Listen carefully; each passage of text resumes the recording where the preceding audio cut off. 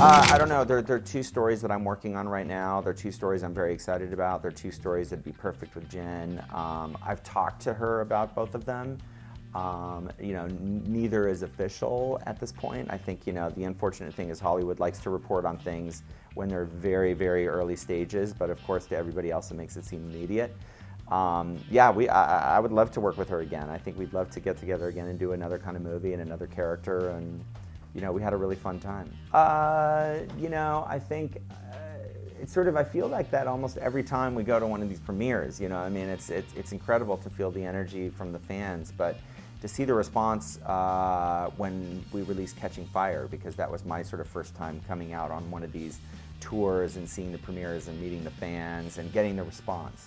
I think that probably one of the most stressful moments for me was the sort of waiting to see what the fans thought of my version of the movie, because I know I became a question mark when I first signed on. I think honestly it would be pretty difficult to tell a story without Katniss, and it feels like Katniss's story has been told.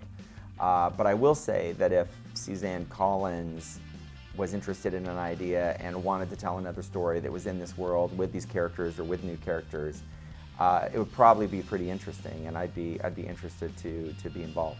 Yeah, Suzanne's very involved. I mean, she's very involved in the script process, and then we also show her cuts of the movies. While we're shooting, she's not very involved at all, but for each of the movies that I've been involved with, she and I have sat down and gone through the books and figured out what we thought the movie should be. And then when we start to work with the writer and work with the producers, she's usually in the room with us or on the phone with us and going through the script until we decide that the script is done. So she's very involved in that process and a great collaborator and a great partner in that.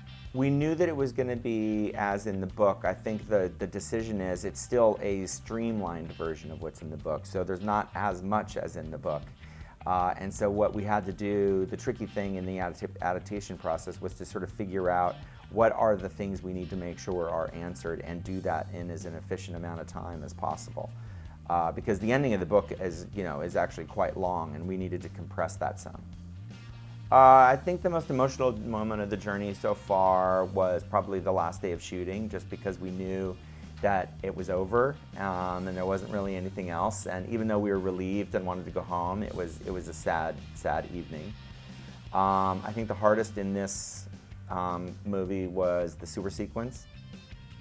It was just 3 weeks of being in dark, claustrophobic tunnels filled with water. Everybody was wet all day long, and it was a pretty miserable time. Yeah, absolutely. I mean, I kept the designer on, the production designer on, who did the first movie, because I wanted to make sure there was some aesthetic unity. And there was a little bit of design work that had been done to the Capitol, but they didn't spend that much time in the Capitol. And we were now going to be in lots of different parts of the Capitol, and so I worked really closely with the production designer on the kinds of buildings and the kinds of architecture that we needed. So we did a search on the internet and found the kinds of structures and buildings we needed in Paris and Berlin, and so we ended up moving our production there so we could shoot in real architectural immersive environments. Yeah, I mean, part of the idea that we deal with in this movie is loss, but part of what I also think is interesting, and at least something that I'm proud of in terms of the approach, is that oftentimes the loss happens in the middle of something, and it's very shocking and it's very fast.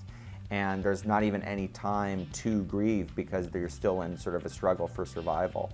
And so oftentimes in this movie, the sort of emotional consequence of that loss doesn't happen for a while later, which to me feels very honest and very real.